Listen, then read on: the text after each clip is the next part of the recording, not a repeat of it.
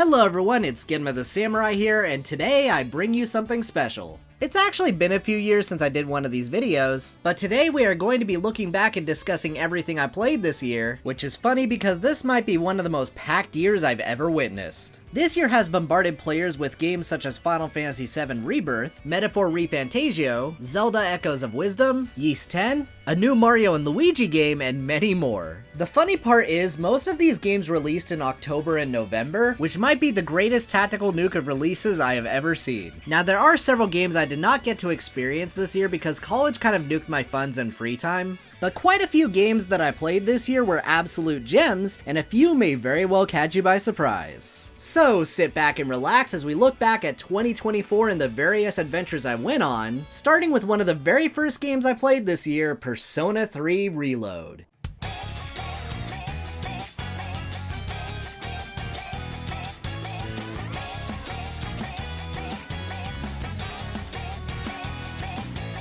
So I said this in my Cold Steel video, but in 2023 I played Persona 4 Golden to try out the series, and I really liked it, so I figured I would go backwards and play the remake of the third game, and from what I've gathered, as a remake it's a little divisive. But as a newcomer to Persona 3, I had a good time. Well, for most of it, but we'll get there. First, it was nice to see that most of my knowledge of how to play Persona 4 carried over to Reload. Exploration, Persona Fusion, social links, and the calendar system all worked more or less the same as before, only a little more polished. I really enjoyed Persona 4's calendar system, so it was really nice being back in the groove. That said, this game did some really cool stuff with the combat. While definitely broken in a lot of ways, I love the inclusion of Thurgies. These are basically Limit Break style ultimates unique to every character, and you should know that when a game does this, I'm a big fan. I especially like how everyone's Thurgy meter charges up based on different conditions, which makes every character play differently from each other, while also changing how I approach my team compositions, which is good because compared to Persona 4, this game has a lot of playable characters. Alright, so I'm going to go ahead and rip off this band-aid really quick. Persona 3 Reload is a game I enjoy a lot, but it has some really gaping issues. So let's go ahead and get into them. My first issue with this game is probably its story pacing. If I were to compare this to Persona 4 for a moment, in P4 the plot is structured in a way where each character gets designated arcs throughout the story. I bring it up because while Persona 3 does have arcs for all of its characters, it does things a little bit differently. Rather than deal with each arc individually, they all happen gradually over the course of the game, which means that there's a lot of downtime in the first 2/3 of the plot. And I can definitely say that it did make the plot feel like a bit of a slog at points, not even mentioning my actual biggest problem with the game, Tartarus. Now I am aware Tartarus was changed drastically in Reload in both good and bad ways, but to keep it simple I will focus on Reload's version because that's the one I actually played. Unlike Persona 4 Golden, which had 10 unique dungeons with their own various gimmicks, Persona 3 has one singular dungeon for the whole game, Tartarus. Tartarus is a mega dungeon comprised of 226 randomly generated floors. That's right, 226 floors. Now, to its credit, this is meant to be explored gradually over the course of the game, with a new aesthetic introduced every 60 to 70 floors, with the dungeon on the whole being designed relatively similar to P4's dungeons. But unlike P4, there are very few gimmicks throughout the hundreds of floors, meaning the entire experience quickly becomes a slog. Since this is where you get the bulk of your gameplay, it really drags down a lot of the experience, and even if you ignore it, at some point you do need to do all 226 floors. It's so excessive. But in spite of all of this game's issues, I really enjoyed my time with it, and this game's social links were a big part of that, with a few highlights such as Bebe, Mutatsu, and Akinari Kamiki. Kamiki in particular being a social link that really tugged at my heartstrings, and I think it's a social link that will really stick with me. In fact, while I would say a huge chunk of Persona 3 was a slog, the latter parts of the game absolutely saved the experience. I'm not kidding, when the plot finally kicks into gear, it has easily some of the most memorable experiences in the whole series, and it got kind of deep at points. I don't think it's an exaggeration to say that some of the stuff in this game has lived in my head rent-free, and resonated with me in a way that I feel very few games ever really do. It was honestly kind of beautiful. Now I currently don't own the Answer DLC, so I have no opinions on that. But even with all of this game's issues, I think it is definitely worth playing. Even if it's just to experience the back half of the game because it is so insanely good. Persona 3 Reload was definitely rocky, but I'm glad that I played it, and with that finished, I am definitely excited to play Persona 5 in the future. Now we're not quite done with Persona just yet, so let's go ahead and talk about Persona Q. Now, I have not actually finished this game yet, but I have played most of it, so I may as well go ahead and talk about it. Persona Q is a crossover title of Persona 3 and 4, featuring the cast of both games plucked from the middle of their stories. And going into this game, I was most looking forward to seeing these casts interact, and I'm glad to say that I wasn't disappointed. Persona Q is full of fun interactions between all of the characters, and the combined casts actually have a lot of fun chemistry. Something I did not expect is that the story has a lot of moments for Ken and Kanji in it, which are two characters I never expected to have any kind of dynamic, but it ended up having some of the greatest character work I've ever seen in these games, and that's really impressive. Now, this isn't to say that the writing is always perfect. A good example being that going into this game, several of the characters knew about the Velvet Rooms, which I'm pretty sure wasn't a thing, but I will admit what came out of that was so fun that I just kind of ignore it. Another issue is that certain characters' key traits get kind of spam sometimes. Teddy might be the worst, with this being rejected by girls in 90% of the scenes, but I have a feeling that might be because I chose the P4 route. Persona Q is interesting because it has a route for each main character, and it changes scenes across the entire adventure, adding a lot of replay value.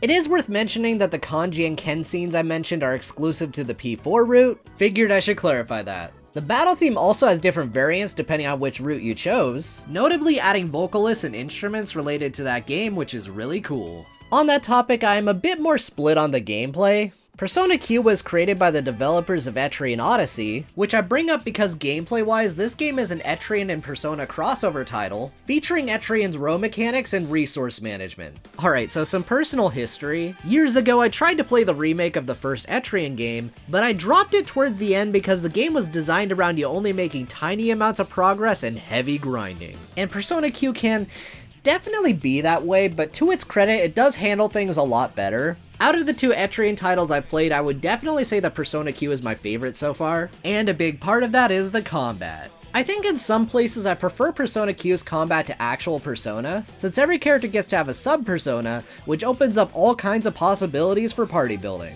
I also really liked Etrian's row mechanics, and I think the game actually has a lot of really cool fights just because enemies play by the same rules as you. It's neat. To get into my problems though, I think my biggest issue with this game is probably its dungeon pacing. In some ways, the dungeons are actually the big highlight of the game, which is important because that is where all of the gameplay is, especially since they have really interesting themes, design, gimmicks, and progression. Although the puzzles in the spooky dungeon went a little too hard, just a tad. But overall, I would say my biggest problem with this game is that just like Etrian, there's a lot of difficulty spikes, meaning I had to grind at least once per dungeon, and I'm not a fan of that. Luckily, unless you play risky mode, you can change your difficulty anytime, with easier settings increasing your EXP gain, so that helped to ease the pain a bit. As I said before, I haven't finished the game as of writing this video, but if you're a fan of Persona 3 and 4 and never played Persona Q, I definitely recommend you try it out. Just depending on your patience, I may recommend you lower the difficulty. I would not blame you at all, this game is brutal. Alright, so I think I've been talking about Persona for a bit, so I think we should take a break from RPGs for a little to talk about some other games, starting with a certain hedgehog. As someone who played the heck out of Sonic Adventure 1 and 2 as a kid, but mostly dropped the series afterwards, I've made it no secret that I'm only really a fan of the adventure games and a few of the classic titles, so you could definitely say that my opinions on Sonic are complicated.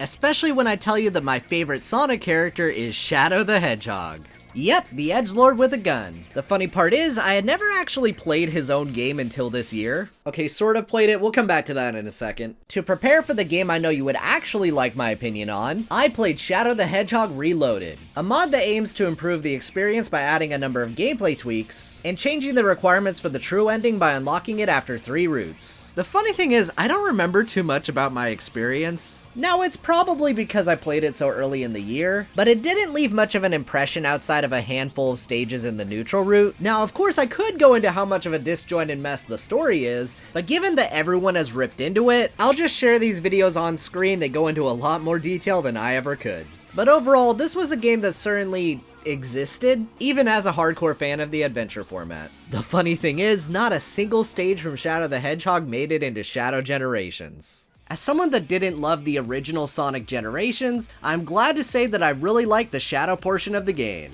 To begin, I found the stages a lot more enjoyable than the base game, with branching pathways and the Chaos powers adding a lot of spice to the levels. The stages taking on more of a routing focus made it feel a little bit closer to the adventure titles than the usual boost formula, which again, as a fan of the adventure games, I welcome it. The story was also a massive improvement on the original generations, with a lot of introspection on Shadow's past, but not in a way that felt like a retread, and in general, I'm just so happy that we have Sonic plots taking themselves seriously again.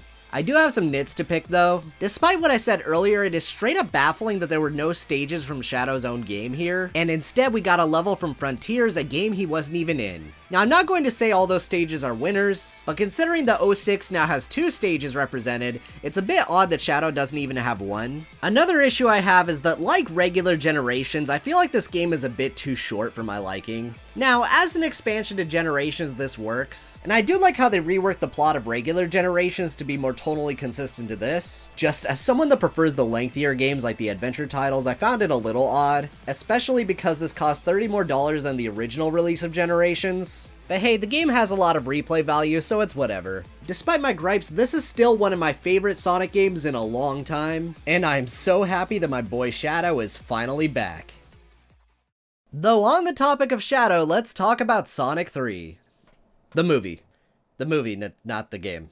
I understand you getting confused there. You know, they're both called Sonic 3. Anyway, let's go. So, since Hollywood really hates it when YouTubers show movies, I'm just going to have gameplay of the DLC in the background. In hindsight, maybe I should have edited the rest of the video like this, but you know, what can I say? I die hard. Anyway, I just got out of the film when I wrote this, but it was a really fun ride. If you asked me back when the first Sonic movie came out if I ever thought an adaptation of SA2 was possible, I probably would have said no, so it's still kind of surreal to me. Now, the film does take some pretty heavy liberties. This is partially because of the movie universe's lore, as well as a third of the original game's cast not even being introduced yet. For example, and I feel okay saying this because he was in the trailers, but Gerald Robotnik being alive was definitely not on my bingo card, but I will admit it does make sense. His role in the background of SA2's plot works better in a longer, more complicated story, and given their runtime and target audience, it does make sense that they go this direction. But on that topic, my biggest issue with Gerald Robotnik is his personality.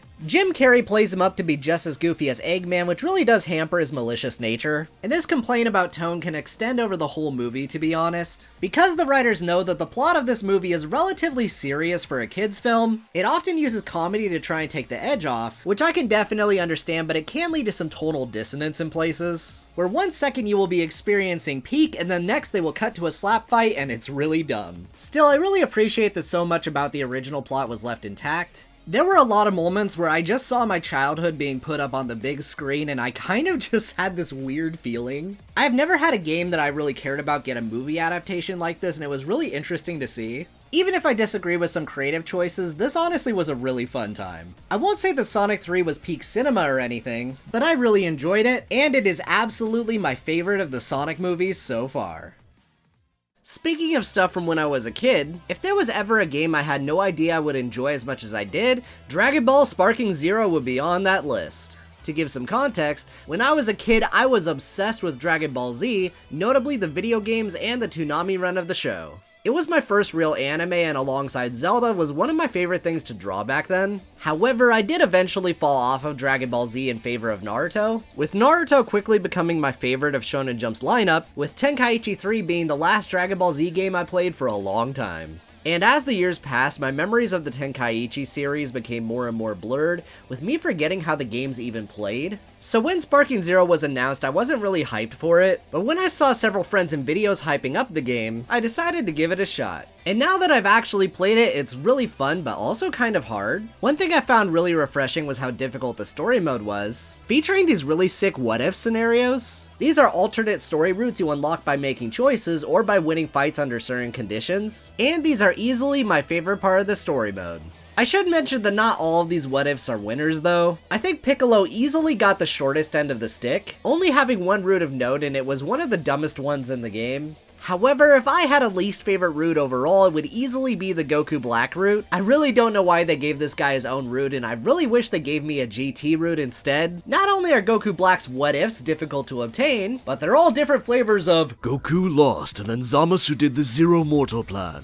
It's so dumb. The best thing about this game though is the fighting, which is good because this is an arena fighter. The funny thing is, Sparking Zero is a lot more technical than I expected. Now in some fights you can somewhat mash your way to victory, but you need to have some kind of idea of what you're doing or you can get punished pretty hard. Now I won't say this is the most complex fighter. I don't even play many fighting games, so I don't have a horse in this race. In fact, I can't really speak for the online too much either since I haven't really sunk that much time into it, but I just think the game is fun casually, and I really enjoyed playing against some friends online, even if it's only been a couple of times. If you are a big fan of Dragon Ball Z, let's face it, you probably already have this game, but I really enjoyed Sparking Zero, and I'm definitely interested in whatever DLC it receives in the future. Hopefully a GT route.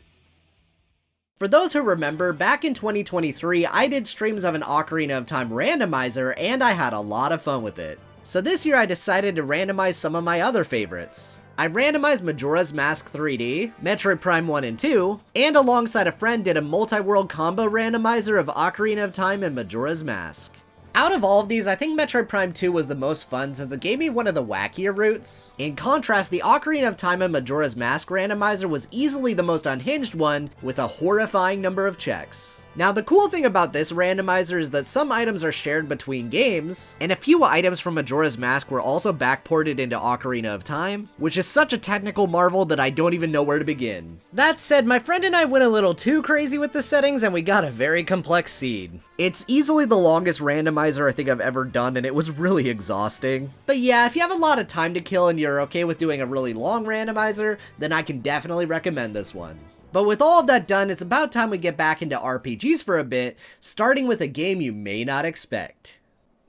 We made a choice, go fight against your fate. They will come with the pain. They will wake up the despondent crowd. Storming world somehow.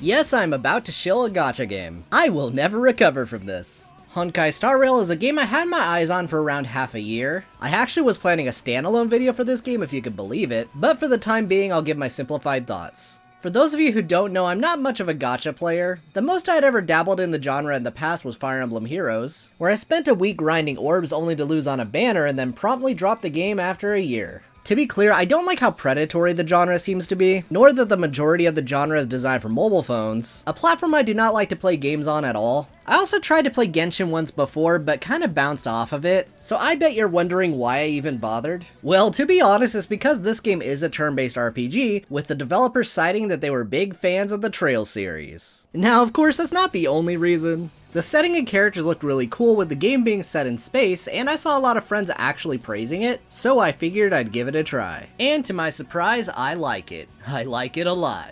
Now I definitely have my issues with the game, but it really was a pleasant surprise, so let's start with the positives. To begin, I really like the look of the game. As much as JRPGs really love their sci-fi aesthetics, it's really cool to play an RPG straight up set in space, with a lot of the game being set on weird planets and space societies. Now I've barely touched Penacony as of writing this video, but all of the worlds so far as well as the characters really capture my attention. Speaking of which, I really like the writing in this game. Now there are certainly cases of the game getting verbose for the sake of it, but generally I found the writing and scenarios really engaging.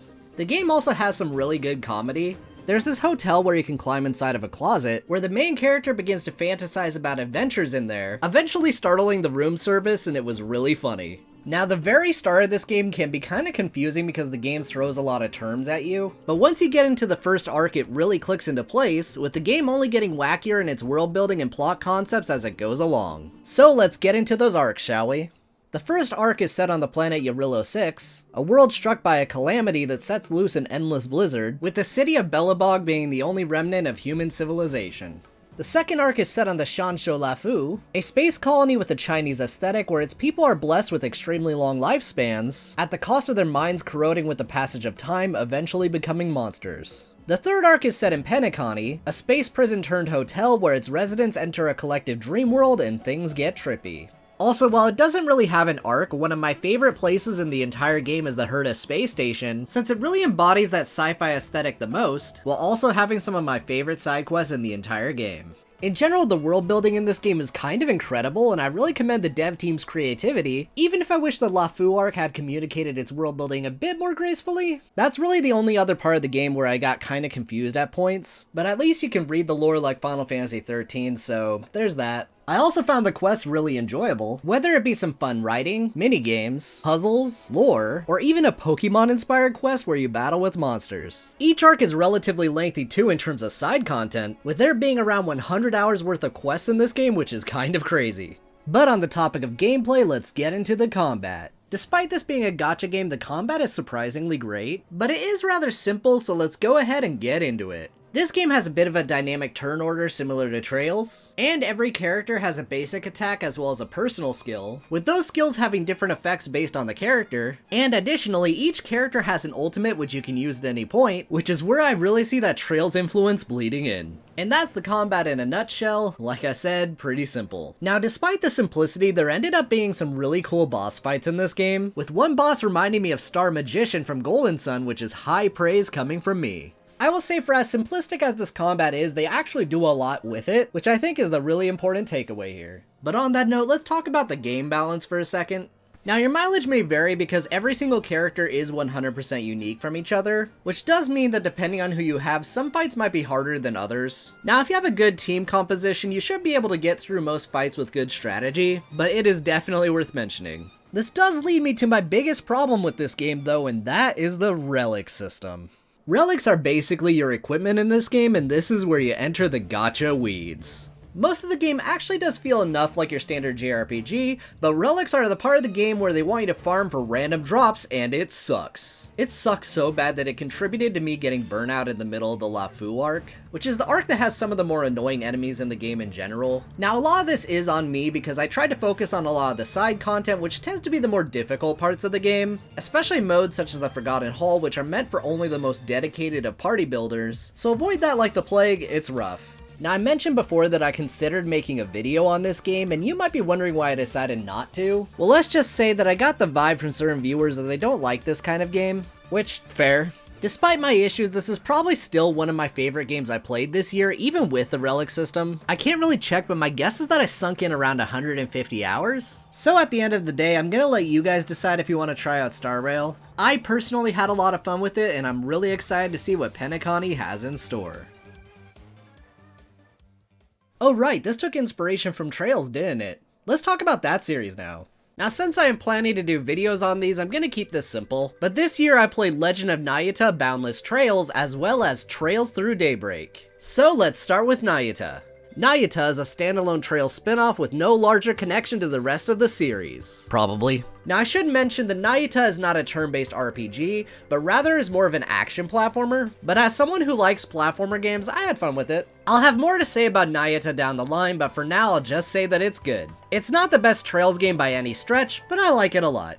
Trails Through Daybreak, though, was fantastic. If you really can't wait to see my thoughts, I streamed my first playthrough of the game this year and it was a wild ride. Now, it's not my favorite arc starter, as I feel like Zero felt a heck of a lot more consistent, but it's a solid second place. If you want the short version of my thoughts though, I can give that real quick. I think this game has one of the strongest casts of characters in the entire series. Out of all of the intro games, this one has by far the fastest pacing, and on top of that, this game has a much more mature vibe than the rest of the series. Overall, Trails Through Daybreak is a pretty different game from the rest of the Trails series, but I still had a good time with it. Even if I wish that some character beats weren't dragged out as long as they were, that's probably my biggest issue with the plot. The combat also had a radical shift from the previous game, so it took a bit to adjust to it, but once I did, it was great. Now, I do have some issues, such as the action RPG combat being kind of basic, though it is mostly meant to speed up the overworld exploration because most of the focus is still on the turn-based combat. I just figured I'd bring it up because it's not great.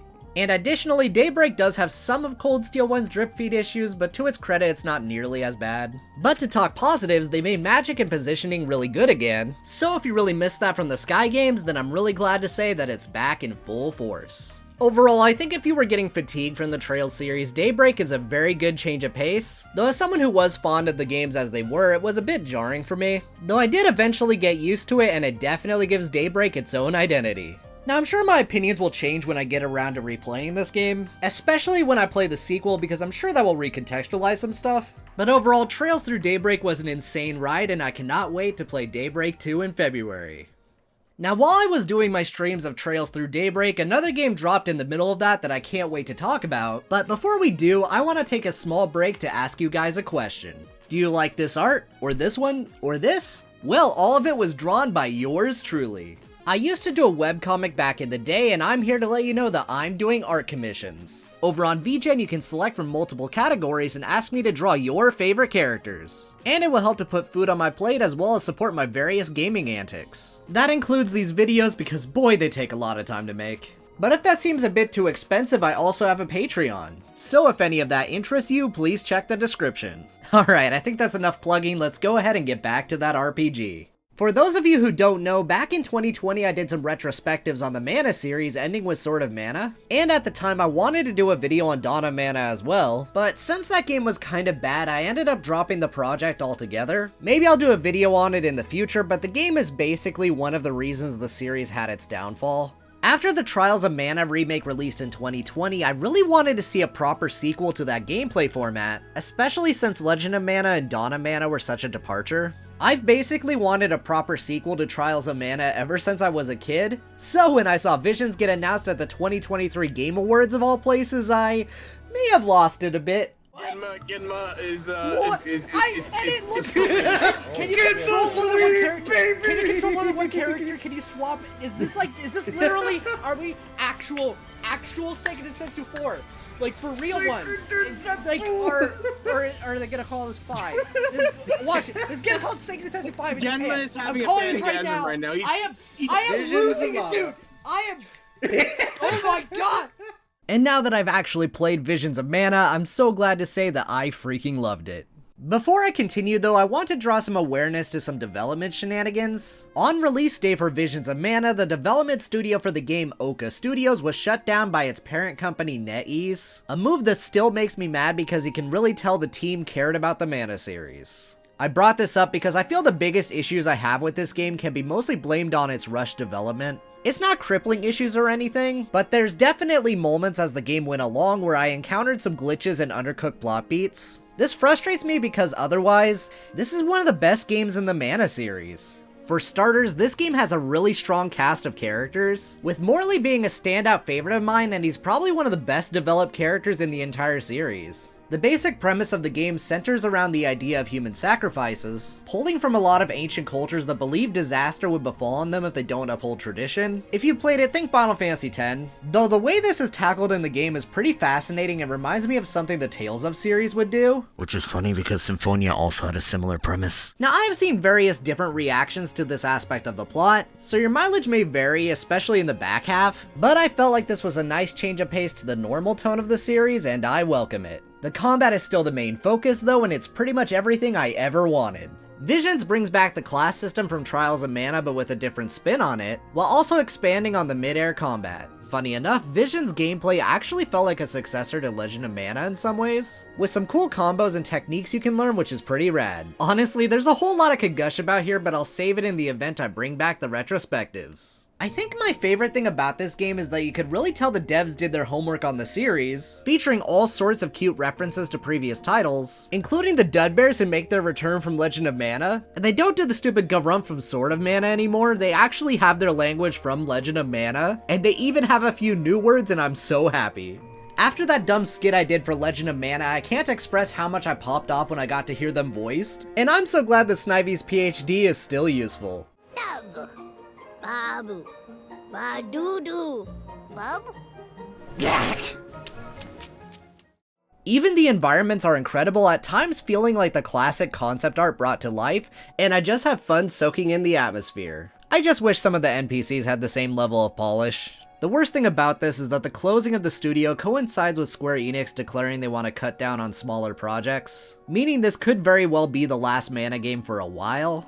As bad as that is, I think I'm just happy we got the game. The last time the series entered a dark age was the World of Mana project, with Dawn of Mana at the center. Compared to that, if this ends up being the last game of the series, I'm just glad it ended on a high note this time. This game is really close to being my dream mana game, and I'm just happy that I finally got it. It's just too bad that it's under these circumstances. Some good news, but I did hear the director of this game recently joined Square Enix, so hey, maybe there's still hope for a future game. Overall, I had a fantastic time, and if you've never played this game before, make sure to get it. It's absolutely an overlooked gem. Alright, so that was kind of a downer. So before we get to the main event, let's take a break to talk about some indie games. Does anyone here remember that dungeon builder from the Link's Awakening remake? Did you ever wish that there was actually a Zelda maker? Well, this is where I tell you that it already exists. Questmaster is a game that allows people to create their own custom Zelda dungeons, featuring aesthetics and controls directly inspired by Minish Cap. As of writing this video, the game has basically all of the standard dungeon items alongside a few original ones, with even more on the way, and it's nuts. Now personally, I have not made any dungeons myself yet, but from what time I've sunk into this, there's already been some fun custom levels, alongside recreations of classic Zelda dungeons. Heck, my friend Snivy even made a few levels and they were really wacky. The game also has this nifty feature where you can see who has the best time in that dungeon, and if you want to, you can snipe it. I currently have the record on a recreation of the Gnarled Root dungeon from Seasons, so see if you can beat my time. Questmaster also supports co-op, allowing for dungeons more in the style of the Four Swords games, which is just an extra level of cool. As a hardcore Zelda fan, I've been waiting for someone to make something like this, and it's a lot of fun. But unfortunately, it hasn't gotten much attention, likely because of the name. Currently, the game is in early access, so it's not finished yet, but recent updates have added traditional water dungeons, and I'm definitely excited to see what the devs cook up next. The sky's definitely the limit on this one. If you want a personal recommendation, it's this dungeon. It's not finished as of writing this, but it has an insane amount of polish, as well as some really great puzzles and platforming. It's really impressive. If you love Zelda dungeons and Mario Maker, then be sure to check this out. Gravity Circuit is one of the earliest games I played this year. It's a Mega Man inspired action platformer with a particular influence from Mega Man X and Mega Man 02. My friend Stupid Studios N is actually the one that introduced me to this game, since he really liked it and he knew that my favorite Mega Man was 02. And I think I can confidently say that I liked it a lot. Now, Gravity Circuit isn't my favorite Mega Man adjacent title, but it is a really fun time featuring some pretty robust combat mechanics and some really good platforming. This game's most notable mechanic is an adaptation of the chain rod from 02, with some really cool platforming sections designed around it. The game also features a great 80s style soundtrack, with Hash's theme in particular being a favorite of mine.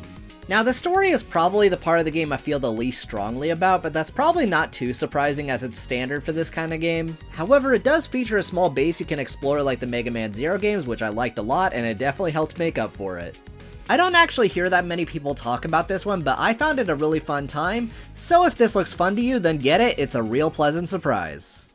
That said, on the topic of Mega Man, it's time for the main event.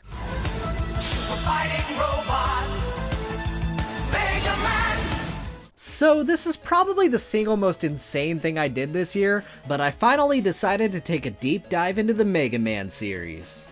Now, I've played a select few games for the Classic and X series before, but the majority of my Mega Man experience were the RPGs as a kid, as well as the Zero and ZX games by Inti Creates. And considering how many Mega Man games there were, I had no intention of diving in anytime soon. Then one of my good friends decided to swan dive gracefully from an attack helicopter right into playing the entire Mega Man franchise. All of them, no parachutes. Frankly, I was horrified yet inspired by this inhuman feat, and I decided to join in. So, over the course of 7 months, I played 26 Mega Man games across the Classic and X series. It's been a journey and a half, and there's quite a lot I could talk about, but rather than talk about the details, I'll just talk about my broad experiences, so let's begin with the Classic series.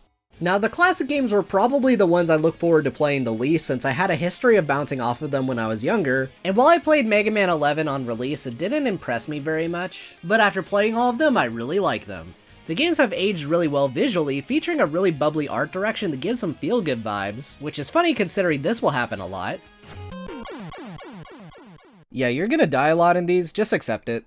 To my surprise, one of my favorite things about these games are their special weapons. I've noticed a negative perception people on the outside have about Classic's weapons, with many believing these weapons are too situational to be useful outside of bosses, which is funny because I feel this is mainly true in the Mega Man X games. In most of the classic games, they are actually just as good if not better than the Buster, and they are just fun to experiment with, especially in some of the later games. In fact, they can really help out with both combat and platforming, which the games have plenty of.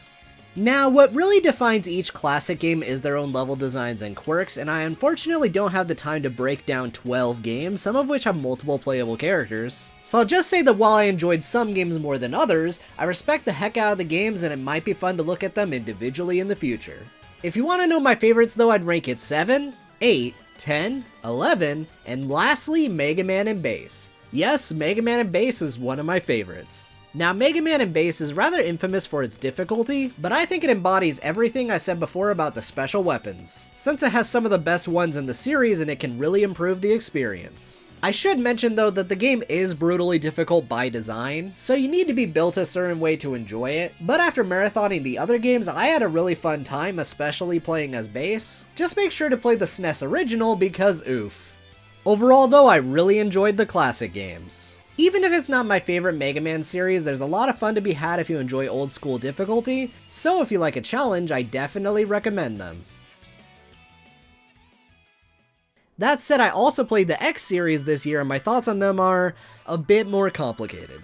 Compared to the classic series, I actually have much more of a history with these games, with X1 and X5 being games I have beaten multiple times, but I had still never beaten the majority of the series. The simplest word I would use for the X series is ambitious, with each game trying to evolve and escalate the franchise in some form to mixed results, which is a stark contrast to the classic series, which really played it safe in comparison, often adding small changes between games. I think the big thing that separates the X series from the classic series is that it has much more of an emphasis on exploration and upgrades rather than the 8 bosses and boss weapons, especially as the later games add more playable characters. Scattered across the levels are armor upgrades, sub-tanks, heart tanks, optional bosses, and sometimes even more collectibles depending on the game, meaning that there is now a routing component that almost reminds me of a Metroidvania in a weird way, where if you optimize things you can really cut down a 100% playthrough, and this is easily my favorite part of the X series even if it's uneven in execution.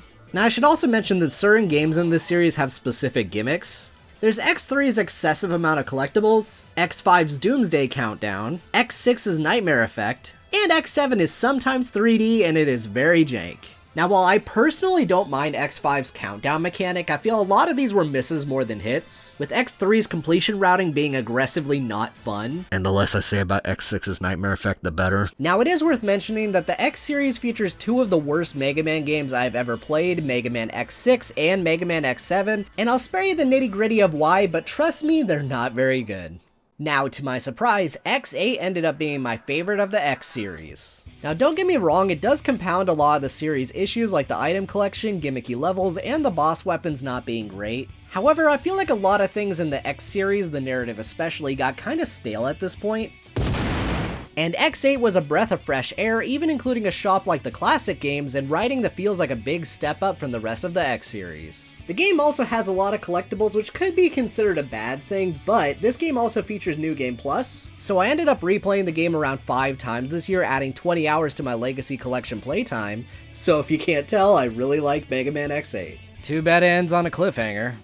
But overall, while I would say the X series has a lot of peaks and valleys, the highs were easily the most fun I've had in this entire marathon. In fact, X3 had me concerned for a bit, but the PlayStation games ended up saving it for me, and X8 really was the big highlight and I really enjoyed my time with it.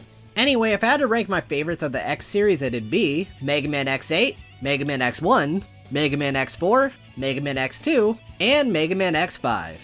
But now that the X series is done, there's some fan projects I want to mention, so let's go ahead and do it. First is Mega Man The Sequel Wars Episode Red, a fan game working to remake Mega Man 4 through 6 in the style of Wily Wars. However, as of this video, only Mega Man 4 is playable, but what I played was really impressive and I definitely recommend it. Mega Man X3 The Zero Project is a hack that greatly improves X3 by cutting down on the amount of backtracking, having a fully playable Zero, and adds a lot of nice touches. This is easily the best version of X3, no contest. Next is going to be what I'll refer to as the Ace D's trilogy because they did all 3. Mega Man X4 Undub is exactly like it sounds. It retranslates the game and switches the audio to Japanese, pretty straightforward. Mega Man X5 Improvement Plus Addendum, boy that's a long name, improves on the routing and game balance, undubs and retranslates the game, and adds a number of small improvements that enhance the experience. Mega Man X6 Tweaks is a fully customizable patcher that allows you to configure X6 to your own preferences and liking, including retranslating the game like the previous patches, and allowed me to see that X6 has one of my favorite plots in the series. I went with the default settings so I'd have something to evaluate here, and I enjoyed my time immensely. A massive improvement on the base game.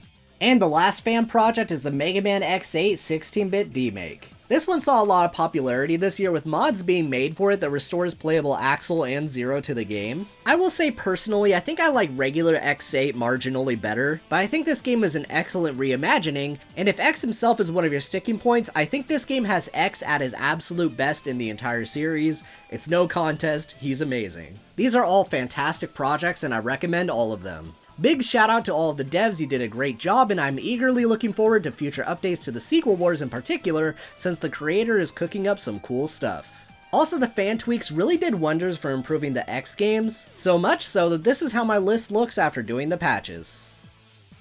Overall, this entire Mega Man saga was quite a journey, but I'm glad I took it. Of course, I tried to keep this short because Lord knows I played way too many Mega Man games this year, but I can confidently say that despite all my best efforts, the abyss stretches onwards. Now, while I didn't go into detail on all of these various Mega Man games, I figured I'd share my tier list at the very least, so here's how I like them. I feel a couple of these will probably jump up and down, but for the time being, this is how I'd rank them. But yeah, with that saga out of the way, let's go ahead and finally wrap up this video. Alright, so now that we're at the end, I'm going to be ranking my top 5 games that I played this year, which is funny because I played exactly 5 new releases, so let's go ahead and get into it. Number 5, Dragon Ball Sparking Zero. This game was a lot of fun, but I will admit this is my least favorite of the new games I played this year. I also feel like the lack of GT content and aspects of the story mode were kinda underwhelming, but I did find the fighting a lot of fun and it was nice to return to the Tenkaichi series. Number 4, Sonic X Shadow Generations. Okay, so this one is a bit unfair because I definitely have a bias towards RPGs, but I still definitely enjoyed my time with it. I am so happy they are finally treating my boy Shadow right, and while this is still not my ideal Sonic gameplay format, the game is insanely well designed, and the game has some of my favorite Sonic writing in a long time. Also, while I definitely prefer the Shadow half of this package, I think Sonic Generations is still a fun time. And with both games together, Generations has a lot more meat on its bones now, which really was my biggest problem with the game for the longest time.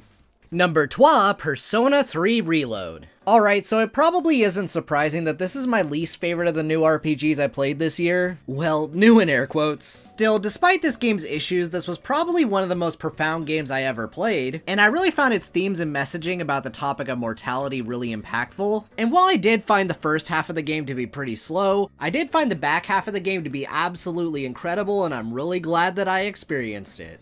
I just wish Tartarus didn't drag the whole experience down because it really does. Still, I definitely think the game is worth playing, just there's a reason it's ranked where it is. Alright, so I really had to think about the next 2 picks, and while I did decide a winner, it wasn't by much, so here we go. Number 2, The Legend of Heroes Trails Through Daybreak.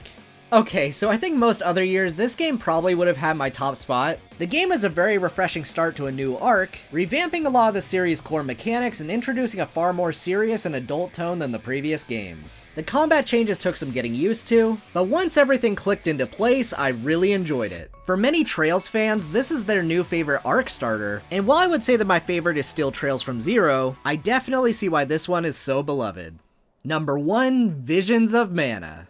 Okay, so I mentioned before that this game isn't perfect. It's glitchy, has a few narrative issues in its back half, and features my least favorite kinds of quests in modern RPGs. However, as someone that grew up with Secret of Mana and Trials of Mana, and after doing that retrospective journey in 2020 and playing every single Mana game up to this point, I cannot stress enough how much of a love letter this game is to the entire series. And at several points while I was playing, it felt like it transported me right back to when I played Secret of Mana for the first time, which is something I never thought a modern Mana game would ever be able to do. Now, putting aside nostalgia, another reason I bumped this above Daybreak is because, in my opinion, this game redeemed the Mana series. I love the Mana series, I really do, but it usually has been held back by massive crippling issues and over-experimentation. So seeing a brand new original game that builds on what I loved from the series while paying respect to the rest is pretty much all I've wanted for well over a decade. Now I'm sure for many of you guys watching, this game doesn't seem that special, but screw it, this is my list, and Visions of Mana is the clear winner, so please go ahead and buy this game, and hopefully we can get more Mana games like it in the future. Well, this definitely got out of hand, but I still hope you enjoyed it. I said at the end of the last video that the next one would not be an RPG, and while this was definitely not what I had in mind, it was a nice change of pace. As for 2025, I'll keep most of my plans to myself in case something crazy happens. My New Year's plans basically never work out, so I'm not going to make any promises. But I do want to announce that I've already started chipping away at the next video, and I'm hoping to have it done before Daybreak 2 comes out. Now, I don't know if I'll meet that goal, but I'll definitely try. Now, I should mention that I'm still not technically done with classes yet, which considering I turned in my senior project back in spring, this is delightfully awkward. However, I do have the winter term off, so I definitely intend to stream Daybreak 2 when that drops, and hopefully I can beat it before spring term, but we'll see. Another goal of mine is that I would like to do more art again and finally do some game development, so if you'd like to see any of that, feel free to follow me on Blue Sky and VGen, and maybe some of that will surface over there. Anyway, with all of that said, I'm going to give a shout out to my patrons really quick, so let's go ahead and do it. I want to give a big thank you to the Slayer of Games, Nutley, and Amy Jess. You're all the best, and I really appreciate the support while I've been dealing with classes. Thank you so much, it really does mean a lot. Now, I do have another announcement. In my previous videos, I plugged my Ko-Fi, which was basically an alternative to Patreon, but since it wasn't very popular, I've now canceled it in favor of VGen. Now, this is probably for the best because it will simplify how I handle perks going forward, but figured I would just let you guys know. Regardless, I want to thank you all so much for watching this video and supporting the channel. This year I broke 2,000 subscribers, and while I definitely did not intend this video as a celebration of that, I figured I would use this that way anyway. Thank you all so much for subscribing. It really does mean a lot. Regardless, you are all the best, and I'll see you next time. Happy New Year, everyone, and take care.